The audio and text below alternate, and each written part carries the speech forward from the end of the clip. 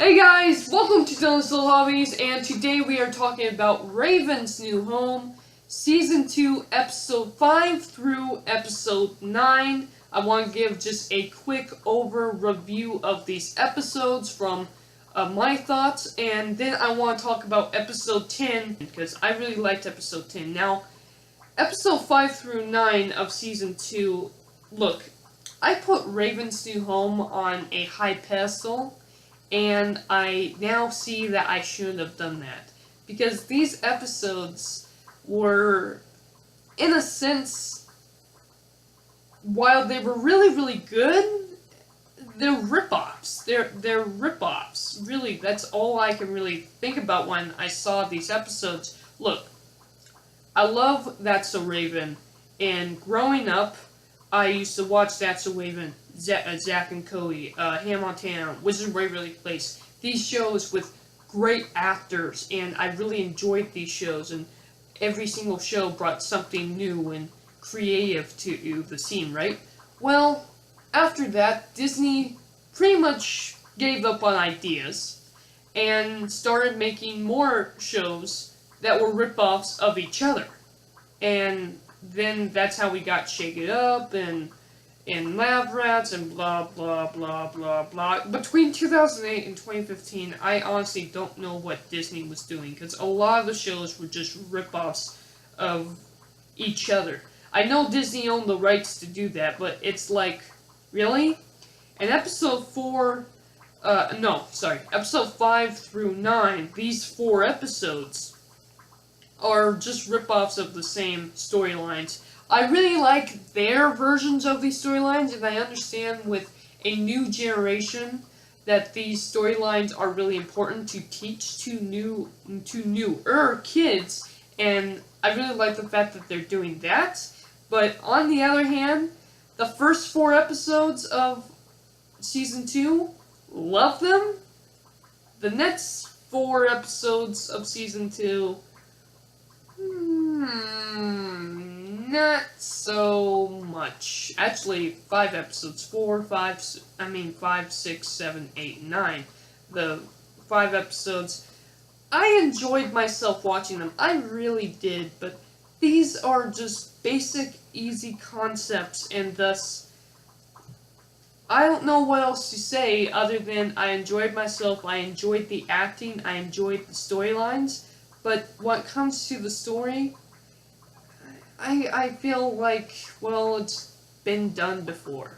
And it really has. I mean, there was this episode about Nia and her friend Tess having a fight over cheerleading or dance step or whatever it was. They fight, they're no longer friends, then by the end of the episode they come together and learn a lesson. And then we have to do that with Booker and Levi.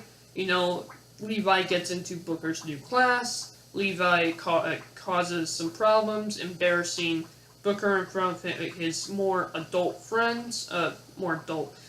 More grown-up kid friends. I shouldn't have said adult at all, but I did. And by the end of the day, they realize that they're being stupid, and then they're friends again. Learning the lesson of don't let something stupid ruin a friendship, which is a very important lesson. It is, but it's been done a million times before. Shake It Up did it, Hannah Montana did it, That's So Raven did it. It's been done again and again and again and again and again and again and again. Sorry, what was I talking about? Oh yeah, it's been done again! So, and then we had the whole episode with Nia, and the father-daughter dance thing with her father possibly not making to the dance. Been done before. And then we have, what's interesting is we have this episode where the kids were actually watching a TV show and not paying attention to anybody, right? The concept has been done before. The storyline has been done before, but what I found interesting about that episode is that it was a storyline and not cell phones, because today most kids would probably be watching something or playing their games on their cell phones more than listening their parents, which is perfectly true. So I found it interesting that they decided to do that with television, a television show like it would be in my generation, than a kid playing with their phone, which I just found interesting. But with that said, I have to admit this. The concept has been done before. I enjoyed the episode. I enjoyed what they did. I enjoyed the lesson of the episode. I understood the lesson of the episode, and I understand why they're retelling these stories. They're doing it for the younger audience, which I am no longer a part of. But a little part of me says, yep, this has been done before, and thus it knocks That's So Raven, or at least Raven's New Home, off its high pedestal for me. But then again, it's Disney, so I guess I shouldn't expect more, and yet I was. You know, the first 4 episodes were amazing, and 5 through 9, these 5 episodes were kind of boring, only in the sense that the stories have been done over again. With that said, I will say this. If it wasn't for the acting in these episodes, I probably wouldn't have even gotten through these episodes out. I was able to watch all 5 episodes, all 5 storylines, which are basically just rip-offs of stuff that has been done a million times before, and I was able to enjoy it possibly more than the first time I saw the storylines, and it's all thanks to the acting of these kids. The acting in the show is just phenomenal. Talking about Raven's New Home, Season 2, Episode 10. So, I really, really liked Episode 10. I really, really did. Now, with Episode 10, the concept has been done before a million times. Levi, what happens is Levi finds a girl that he likes and possibly believes in his friend, trusts his friend. His friend messes it up for him. He lies to his girl and almost ends up losing her. And that's basically what happens in the episode. But what I found interesting about this episode is the way that they did it. Number one, again, I say this every single time, but it's true. I love the acting of these kids in these shows. It's phenomenal. It's brilliant. I don't know how to say it other than I really like the acting. And the acting with Levi especially is probably my favorite. Levi, the kid who plays Levi, I still don't know any of the actors' names, but the kid who plays Levi is probably my favorite actor on the show, other than Raven herself. Because it's just so funny. He's my favorite character other than Raven. So, with that said, moving on. So, here's the thing. So, this is what happens in this episode. Levi eventually... Apparently, he hangs out with this girl in a wheelchair all the time.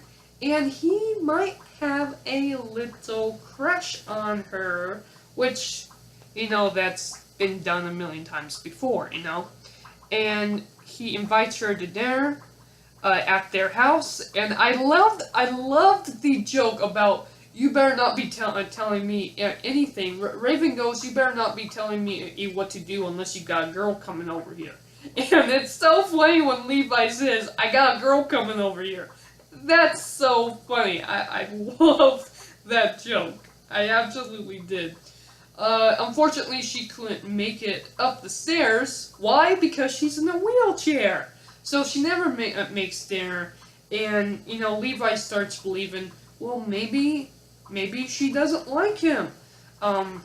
And he never reveals that he might have a crush on her or anything like that, but the very idea of she hanging out with somebody else, the very idea that she might like somebody else other than him because he has a crush on her, it's very interesting, and I actually can relate, because this happened to me a couple times growing up in school, so it's just kind of funny. And then, of course, you have Booker, his friend, basically telling him the way he should do it, faking an injury, lying to get the girl, which obviously never works out, right? But what I found interesting about the episode is the fact that she is in a wheelchair, and while yes, most of the episode is about Levi just lying to her, trying to get her to like him, it's also about the fact that their building doesn't have a way to go upstairs for people in wheelchairs, you know, and that leads the girls to find a secret elevator in the apartment. And what's interesting is their landlord. You know, I love this character. Can't remember his name, but his landlord, their landlord, the little boy, basically said, as he knew he was there, and he won't give him the elevator because he's an evil little jerk. It happens. But by the end of the episode, you know, they decide to sit there inside the elevator until, of course, the little kid understands that he can't get up the elevator, and he learns a lesson about, you know, sharing the elevator and letting people with wheelchairs get upstairs, which I can't help it. I absolutely loved this episode. I loved the concept of this episode. With that said, I have to admit, you know, I think I really just liked this episode mostly because of Levi's interactions with the girl, and especially at the end when she finds out that he was lying to him. Now, usually most girls are going to be like, "You lied to me? Well, guess what? Don't ever talk to me again." The very fact that she's understanding of him and they decide to stay friends is great. And of course, Levi never says he actually wants to date her because, God, they're like, what, in like 4th grade? Something like that. So, I don't know, I just liked it. It was interesting. Very fun, very interesting. And I just hope in later on down the line we get to see more of Levi's friend. I can't remember her name, but the girl in the wheelchair. And hopefully, who knows, Levi might actually end up getting a quote-unquote real date with her. I think that'd be cool. Anyway, that's my spill on episode 10 of season 2 of That's So Raven. No, I'm sorry.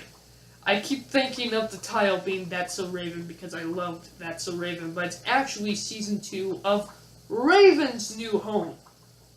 Keep doing that. I keep calling this That's So Raven, and it's Raven's New Home. That just shows how much I love this show, I think. So, thank you guys for watching. Let me know down in the comments below. What do you guys think of this episode, That's So Raven? And I'm out. Bye.